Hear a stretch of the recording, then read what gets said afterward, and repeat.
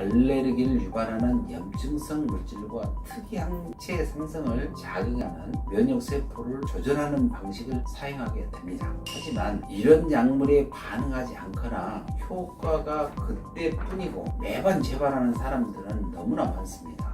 안녕하세요. 바네이치 클리닉 대표원장 이재철입니다. 또다시 꽃가루가 날리는 계절이 지나갔습니다. 코로나19의 격리 대안도 완화되면서 산으로 들로 꽃구경하러 여행을 많이 다녀오셨을 텐데요. 그런 중에도 마음이 편하지 않는 분들이 계셨을 겁니다. 바로 알레르기 환자분들이십니다. 알레르기성 비염이나 천식, 결막염, 축농증, 아토피 등등으로 이어지는 이 알레르기 질환에 시달리시는 분들은 날씨 좋고 꽃들이 만발하는 이 환절기 계절이 반갑긴커녕 고통스럽기도 합니다.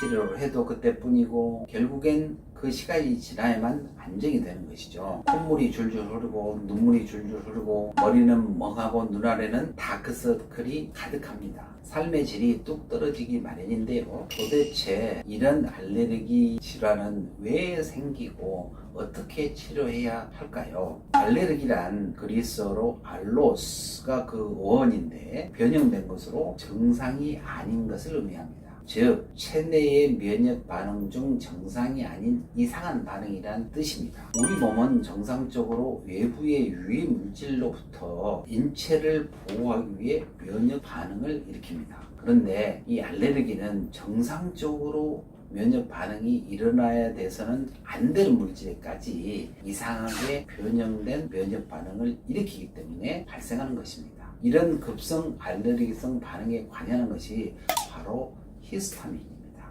히스타민을 분비하는 세포에는 여러 가지가 있는데 그 첫 번째가 비만세포, 마스트셀입니다. 주로 코, 구강점막, 눈, 기관지, 상피에 있다가 항원이 들어오면 이 항원을 기억하는 알레르기 항체, IgE라고 그러는데 항원을 인식하고 결합하게 되는데요. 이 복합체가 비만세포 수용체와 결합하면서 비만세포가 터지면서 그 안에 히스타민이 과립이 분비되는 것입니다. 그 외에도 호염구, 베이소필과 호상구, 에오시노필이라는 것이 있는데 위장관의 ECL 세포에서도 히스타민이 분비됩니다. 이렇게 분비된 히스타민은 히스타민 수용체에 가서 달라붙게 되는데 이 히스타민 수용체는 온몸 각 기관에 거의 모두 존재합니다. 그중 가려움증이나 혈관 확장, 기관지 수축 등을 유발하는 것은 H1 리셉터이고 기관지 확장과 기관지 점액 생성 등을 유발하는 것은 H2 리셉터입니다.